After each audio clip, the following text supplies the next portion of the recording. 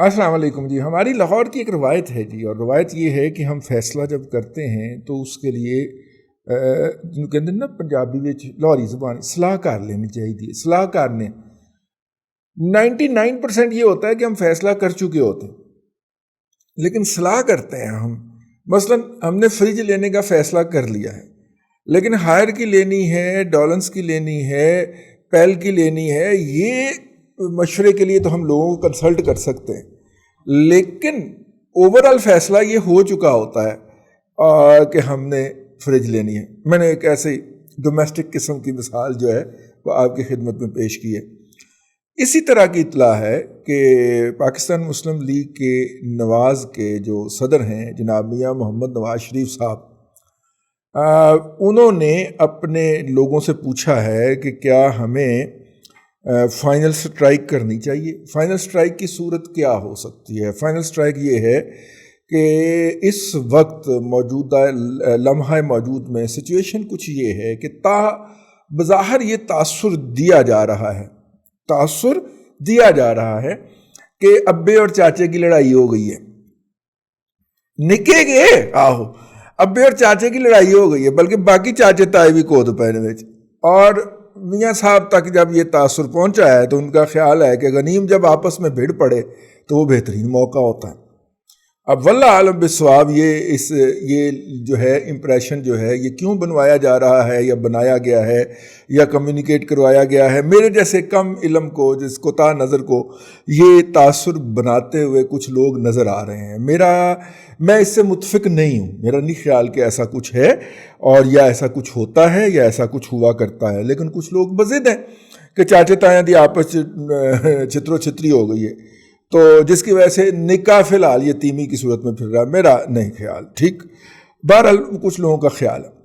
اب دوسری طرف صورتحال کیا ہے کہ اگر یہ بجٹ پاس ہو جاتا ہے اور ترین ڈرامہ اس کے بعد فلاپ ہو جاتا ہے، ختم کر دیا جاتا ہے ناٹک جو رچایا ہوا ہے لوگوں کو مصروف کرنے کے لیے، تو اس کے بعد وہ جو ڈھیروں اور سینکڑوں جج اپوائنٹ ہونے ہیں، ٹھیک ہے، احتساب کے پورے پاکستان کے اندر، انہوں نے کو میرا مطلب ہے کہ ریڑی والوں کو اور دودھ والوں کے آگے چلان تو نہیں نہ کر رہے ہیں. انہوں نے آگے دھڑا دھڑ کیس نپٹانے ہیں اور اس آپریشن کی ابتدا کرنی ہے جس کے تحت 2023 کے الیکشن کے اندر اپوزیشن کی تمام اہم پارٹیاں اور ان کے لیڈر، کچھ پارٹیوں پہ بھی پابندی لگے گی، میری بات لکھ لیجئے، لیکن کچھ اہم لیڈروں کو ویسے ہی ڈسکوالیفائی کر دیا جائے.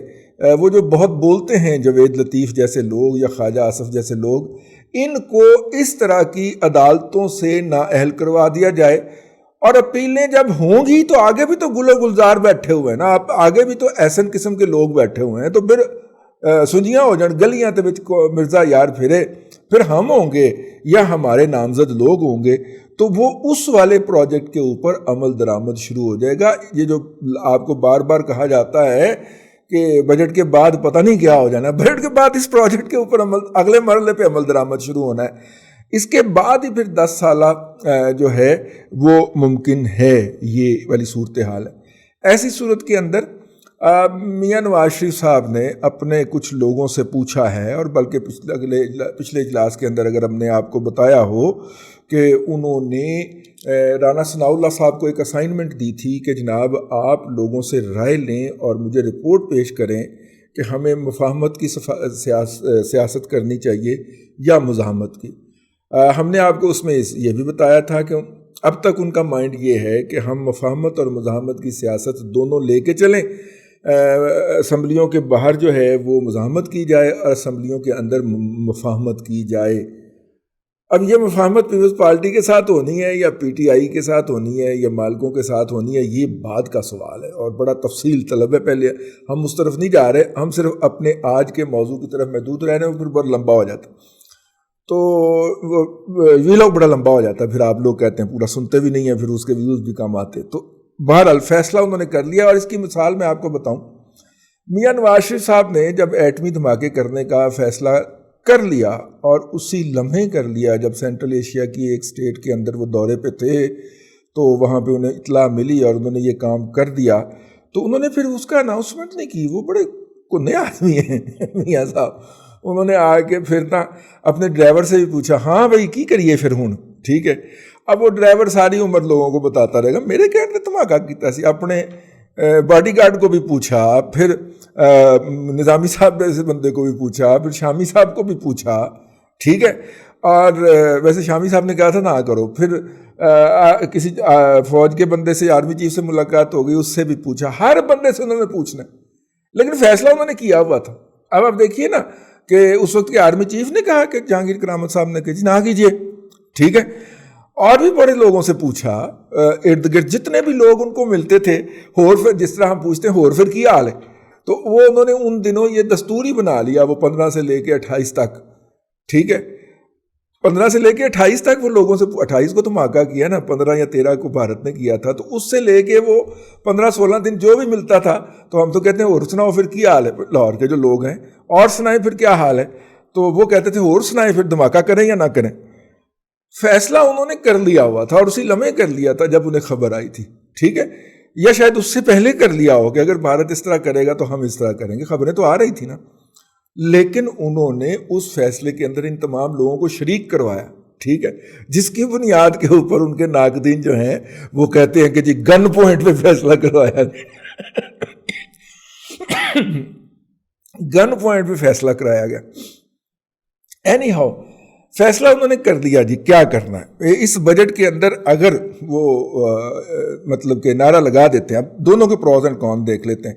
اگر وہ نعرہ لگا دیتے ہیں, ٹھیک ہے, نعرہ تکبیر بلند کر کے حملہ آور ہو جاتے ہیں, تو کیا ہوگا, حکومت گر جائے گی. وہی RTS ہے, اسی طرح کا الیکشن کمیشن ہے, اسی طرح کے ادارے ہیں جنہوں نے اندر اور باہر ڈیوٹی دینی ہے, اور وہ نہیں, اس سے بدترین نتائج نکلیں گے. حضرت آپ میری بات نوٹ کر لیجئے, ٹھیک ہے. اور وہی لوگ ہیں جو آپ کو مختلف ذریعوں سے رابطے کرتے ہیں, مختلف قسم کی آفریں بھجواتے ہیں, خاموش ہو جانے کی کوئی استدعا کرتا ہے, کوئی دھمکی لاتا ہے, ٹھیک ہے, کوئی سمیش کرنے کی بات کرتا ہے, کوئی ہاتھ جوڑتا ہے. تو مطلب اس طرح چل رہا ہے. کوئی سالڈ بات تو آپ کے ہاتھ میں نہیں آئی, لیکن نظام سارا وہیں پہ ہے اور وہی نظام ہے, اور اسی نظام نے آپ کو پتہ ہے کہ آگے کا فکرہ کہتے ہوئے جہاں نہیں جاتی ہے.